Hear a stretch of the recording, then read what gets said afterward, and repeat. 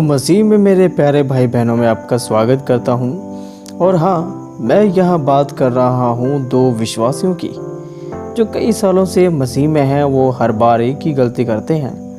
और मेरा ये सवाल है कि एक विश्वासी जो हमेशा अपने पास्टर के आगे कहता रहता है कि पास्टर जी घर में ये समस्या है, ये परेशानी है या वो परेशानी है, कृपया आप प्रार्थना कर दीजिए।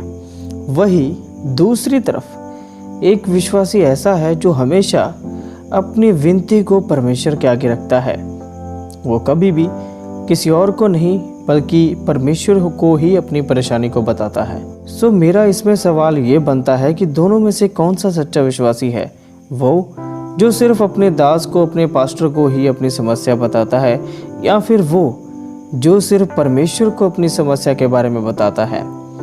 मेरे प्रियो, इस सवाल को जानने से पहले और इस सवाल के बारे में चर्चा करने से पहले मैं चाहता हूं कि आप अपना वो जवाब कमेंट करें जो आपने सबसे पहले सोचा था।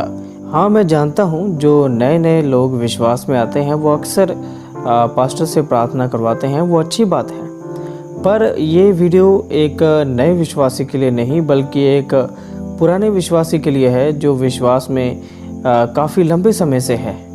आपको क्या लगता है इस बारे में? ठीक है, चलिए इस बारे में चर्चा करते हैं। मैं सबसे पहले बात करना चाहता हूँ उस विश्वासी के लिए जो हमेशा अपने पास्टर के आगे ही अपनी समस्याओं को रखता है। क्या ये सही है?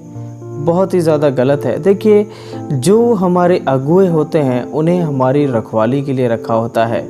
हाँ, जैसे मैंने पहले कहा कि नए विश्वासी ज़रूर अपने पास्टर के ऊपर डिपेंड करते हैं क्योंकि उन्हें अभी ज्ञान नहीं होता।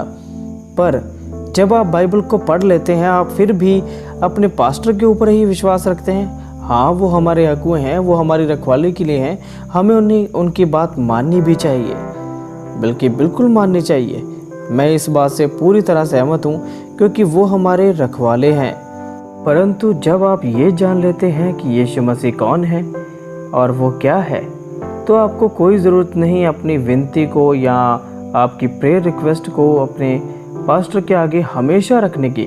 मैं कभी कभी की बात नहीं कर रहा हूँ, मैं हमेशा रखने की बात कर रहा हूँ। जब तक आपको ये ज्ञान ना हो कि किस तरह से प्रार्थना करनी होती है या कैसे भी, तब तक आप अपने पास्टर के ऊपर डिपेंड हो सकते हैं।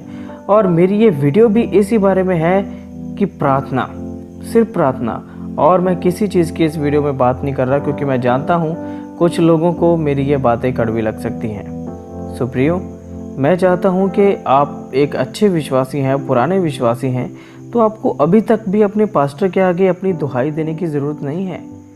मैं आपको बताता हूँ कि दूसरा विश्वासी क्यों सही है जो परमेश्वर के आगे ही अपनी विनती को रखता है। मैं आपको बताना चाहता हूँ, मैं खुद अपने पास्टर की बात बहुत मानता हूँ। वो मेरा अगुआ है, उसे मेरे लिए ठहराया गया है परमेश्वर के द्वारा।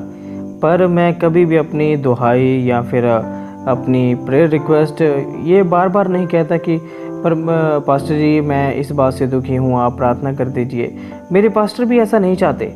वो अपने पुराने विश्वासियों को सिखाते हैं कि अब तुम्हें परमेश्वर की ज़रूरत है, मेरी नहीं। मैं तो तुम्हारा अगुआ हूँ, मैं तुम्हें वचन की जानकारी दूंगा, मैं उसे ज्ञान सहित तुम्हें सौंपूंगा, पर ये नहीं कि तुम मेरे ऊपर निर्भर करो, क्योंकि तुम जानते हो कि तुम्हें किस पर निर्भर होना चाहिए।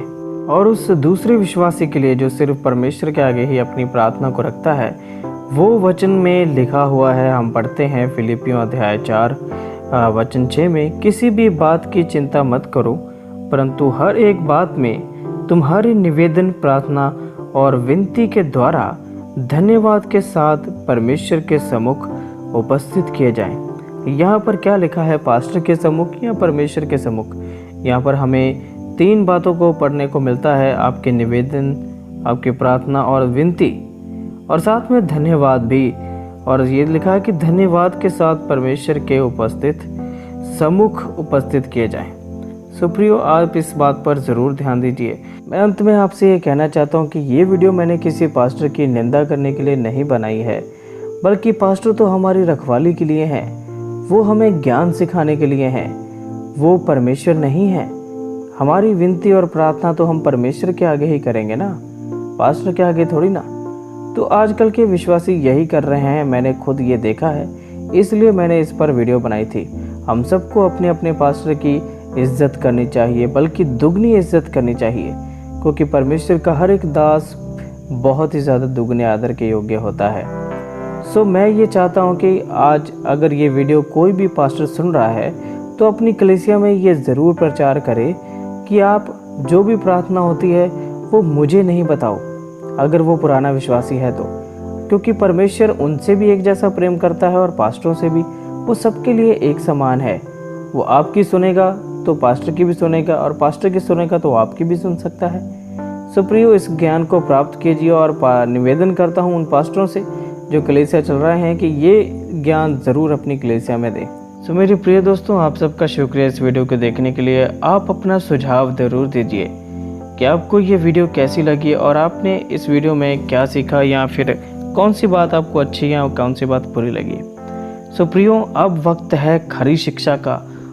वो वक्त गुजर गया जब मीठी मीठी बातें होती थी। अब ये वक्त खरी शिक्षा का है, क्योंकि समय नज़दीक है। आप इस ज्ञान को प्राप्त कीजिए। सो शुक्रिया आपका, आपने कीमती समय दिया। आपको प्रभु बहुत सारी बरकत और आशीष दे। आमीन।